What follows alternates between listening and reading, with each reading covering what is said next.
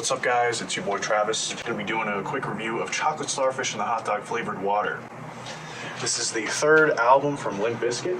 This is, I believe, their most famous record to date. It sold, well, like 1 million copies in the first week, and it was really the last moment of success for them. As you can see, this is the last vinyl I got from them. This is official, by the way, it's not a bootleg. The only reason I never bought this on vinyl for so long is because Fred Durst made a statement about the vinyls being made. And apparently they might have been official. They could have been cleared to be made by the record label, but specifically Fred Durst never got made light of the fact that they were being made. But this is the most recent pressing. I think it's like a brown disc. It sounds fucking amazing. I also have this with me. It's a perfect record. This might actually be their best. Most of the time I've denied that this is their best record, but you really look at the track listing here, and pretty much every song is peak. And it actually has a lot of their greatest songs they've ever made. For example, My Way. That is probably their best song. That is my personal favorite, and also I might call both versions of the song ROLLIN, Air Raid Vehicle, and Urban Assault Vehicle, I think I would call that my personal favorite as well that they've ever made. It's just fun as fuck. Like, you got the same people who call Rage Against the Machine one of the greatest bands of all time, and then that same person is gonna look at an album like Chocolate Starfish and be like, oh no, get that out of here. Rage Against the Machine, the greatest ever made, and then Chocolate Starfish, the worst of all time? I don't really understand that logic. It starts with the song Hot Dog, which is a 9 Inch Nails reference. In the chorus, if you've ever heard the 9 Inch Nails song Closer, the chorus is pretty much just a reference to that song. And after Hot Dog, it goes into the song My Generation, which is just an amazing track. The name of the song was taken from the band The Who. If you know anything about Limp Bizkit, you know that Fred Durst is a huge fan of that band. The way this whole song is structured is just brilliant. Like, it goes for that Korn-style dissonant guitar work, the high-pitch harmonics in terms of octaves and things like that. This has a lot of range to it. Then you got the track Full Nelson, which is another song they're still playing to this day in concert, and that's a pretty awesome, banging track. It's one of the most angst-ridden tracks on the whole record. And need I say anything about the next track, My Way? It's the first song that I really heard about this band. Of course, I had always been a fan of System of a Down, and I always used the radio station app Pandora. I don't know if anyone really knows what that is anymore, but it's kind of like an AI radio station that just plays songs similar to bands that you like. Like, I typed in System of a Down radio, and this song would come on all the time, My Way. And I've always fucking loved this track. That's why I always knew about this song, even when I wasn't a huge nu metal fan or a metal fan in general. My Way is based around this My Way is featured around a really brilliant chord progression and reverby or delay-soaked riff from Wes Borland, the guitarist, which is harmonized perfectly with this sample that the DJ of this band, the record scratching guy, is, scratching on his record table. And it's just a perfect song. I would definitely call this the best song they ever made. It's catchy, it's super memorable, it's got that attitude.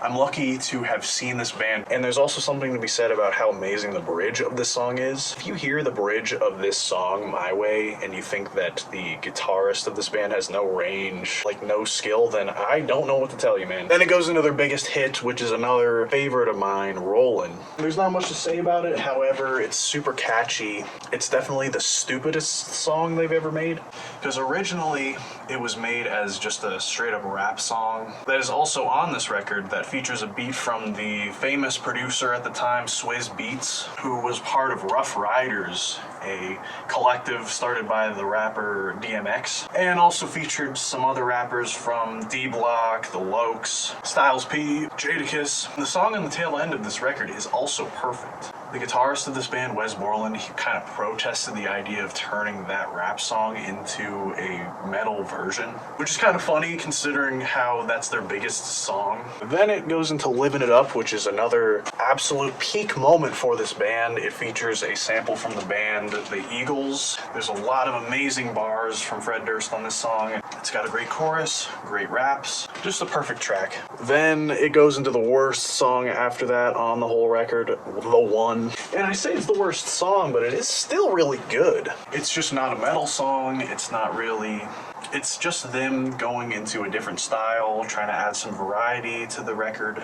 And it really works as kind of a sweet love song, really getting romantic. And then it goes into one of the only other rap songs on the record, like with no metal parts, Get Your Groove On. It features the amazing rapper Exhibit.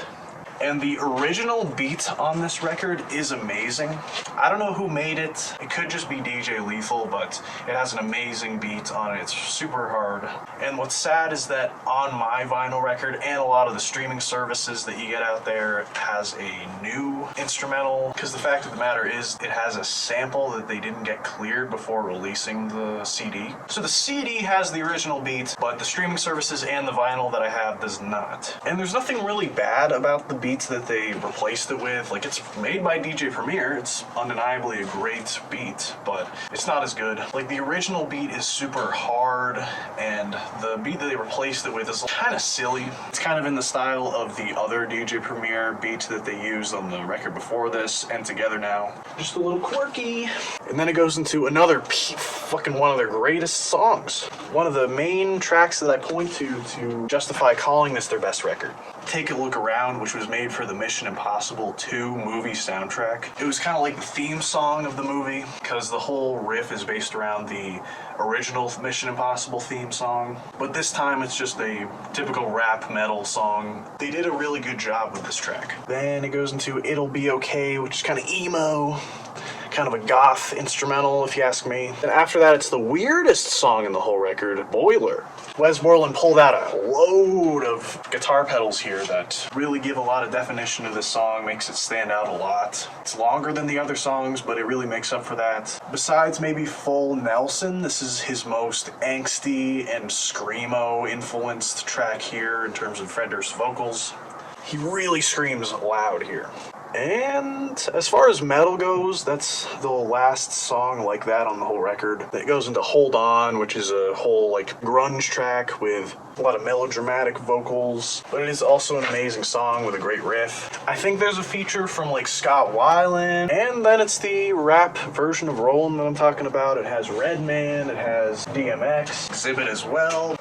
Then after that, it's this long outro that I don't even think is on my vinyl version, because I swear to God, it's just like the last album where it's just 20 minutes of a bunch of people talking in the studio, just shooting the shit. I think Ben Stiller is on this.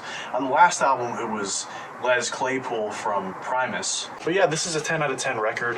One of the greatest nu metal albums, if not the best.